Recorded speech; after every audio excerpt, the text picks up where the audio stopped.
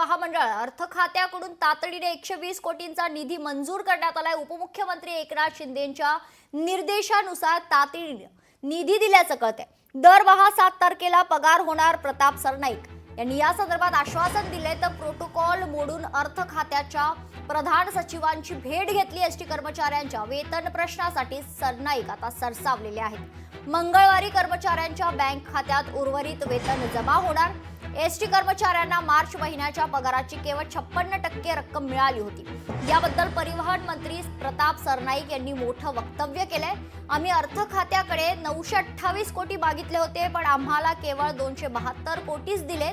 अर्थ खात्याचे अधिकारी परिवहन विभागाची फाईल अर्थमंत्र्यांपर्यंत पोहोचूच देत नाहीत, ही खरंच शोकांतिका आहे, अशा शब्दात सरनाईकांनी आपली नाराजी व्यक्त केली आहे। आम्ही अर्थ खात्याकडे भीक मागत नाही, आम्ही आमच्या हक्काचे पैसे मागतोय। यापुढे मी दर महिन्याच्या 5 तारखेला वित्त खात्यात जाऊन बसणार आहे, असं देखील सरनाईक म्हणाले। तर जेणेकरून तिथल्या अधिकाऱ्यांनी खरं तर त्यांना जाणीव होईल, असं म्हणत सरनाईकांनी अर्थ खात्याला सुनावलेलं आहे।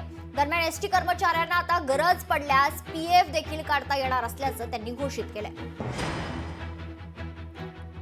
आमचे जे एसटीचे कर्मचारी आहेत त्यांना मात्र पगार वेळेवर मिळाला पाहिजे।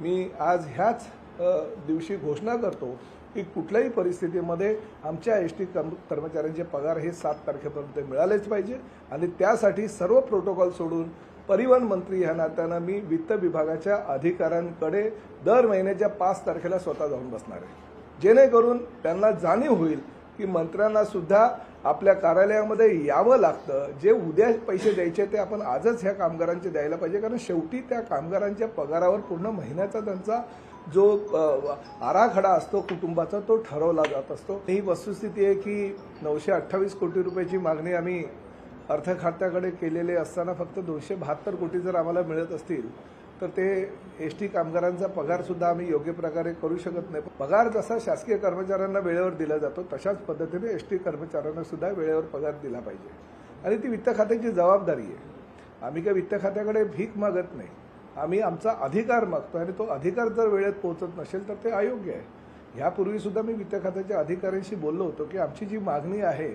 ती मागणी काही आम्ही अवास्तव मागणी करत नाही, वाढीव मागणी काही करत नाही। जे स्वतःचं आमचं आहे तेच आम्हाला द्या अशी आम्ही मागणी करत असताना ती जर वेळेवर पोहोचत नसेल तर शोकांतिका। आणि त्यात प्रामुख्याने अतिशय महत्त्वाची गोष्ट मला या ठिकाणी सांगायची आहे की आमच्या डिपार्टमेंटकडनं गेलेली फाईल वित्त खात्याच्या अधिकाऱ्यांकडनं परस्पर आमच्या डिपार्टमेंटकडे पाठवली जाते, वित्त खात्याच्या मंत्र्यांकडे सुद्धा पाठवली जात नाही, ही शोकांतिका आहे। तसं होता कामा नये।